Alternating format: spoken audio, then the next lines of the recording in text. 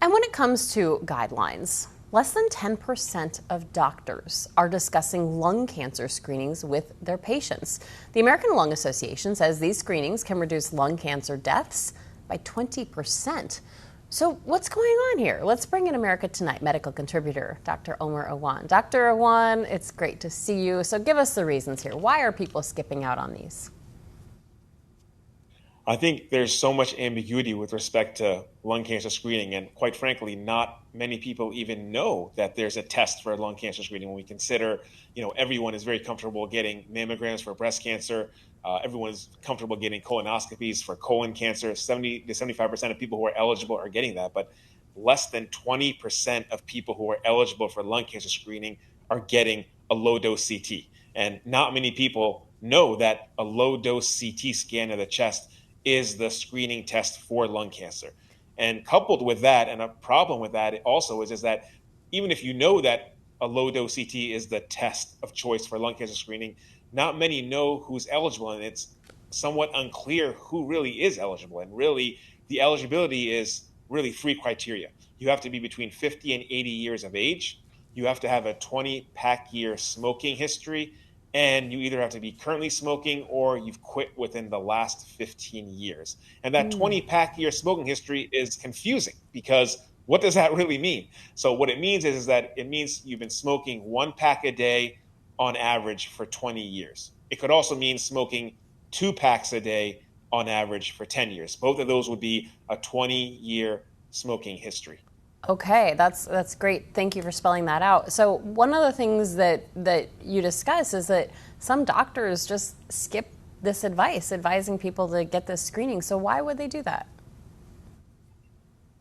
Well, it's a problem, and I think part of the reason is that some doctors may honestly not even know that this is a screening test. And that sounds silly, but in reality, that's the case because it's not as well publicized, I think, as other major screening tests like mammograms for breast cancer, and even a pap smear for cervical cancer or something like that. So I think where doctors even are missing out on an enormous opportunity to educate patients about lung cancer when we consider that less than 10% of primary care physicians are talking about this with their patients. And this is concerning because lung cancer is the deadliest cancer of all cancers. And most lung cancers get diagnosed at a really late stage when it's too late. It's too hard to save a person, or it's too hard to institute treatments that will then be effective. So this onus also is on doctors, physicians. I'm calling out physicians that they also need to speak more clearly, better, and more efficiently with their patients and advocate for this important screening test.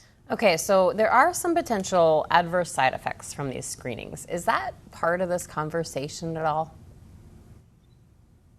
I don't really believe it is, Maritza. I think, yes, absolutely, there are some risks, but those risks are minimal. When we talk about risks, we're talking about things like false positive tests, things that, saying that there's a lung cancer when in fact there's not. That rate is about 10 to 13%, so maybe 1 in 10 cases.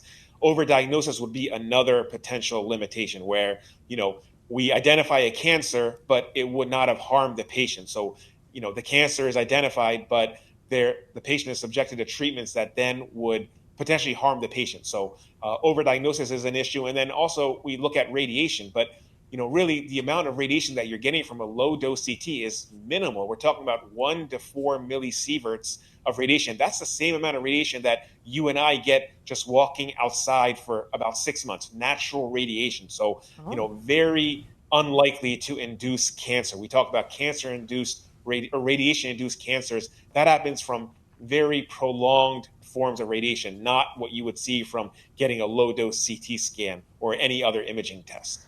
Okay, so Dr. Awan, we know that smokers are at a greater risk of developing lung cancer, but a lot of people think, well, I never smoked, it's not a concern. So why is that train of thought wrong? I know that maybe that doesn't mean they're eligible for this screening, but why should people still be aware of this?